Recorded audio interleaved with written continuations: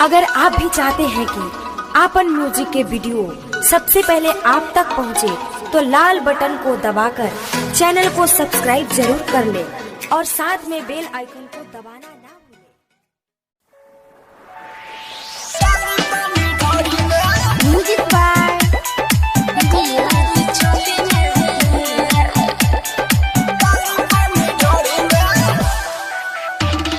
आइल बानी नाचे खातिर नाचे दोना तू, काहे इतना बोला तारा फूटी तहर ए हो। आइल बानी नाचे खातिर नाचे दोना तू, काहे इतना बोला तारा फूटी तहर यहाँ तो बबुआन के हम रखले बानी चोली में। हाँ गिरी जी के लड़का या जो डाली पानी ढोरी में। हाँ गिरी जी के लड़का या जो डाली पानी ढोरी में।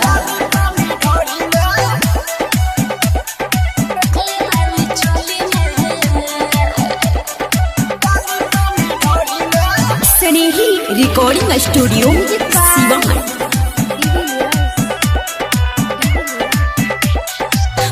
हम बंगाल के सामान बाटे टाइट रे, चढ़ल मोर जवानी देखे काटल चाह नाइट रे।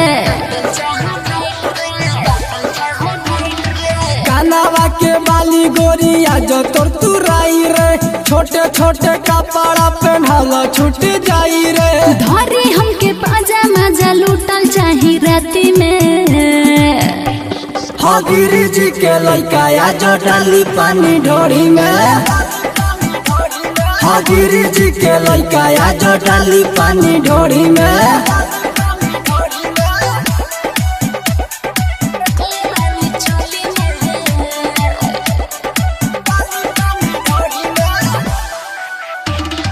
Music by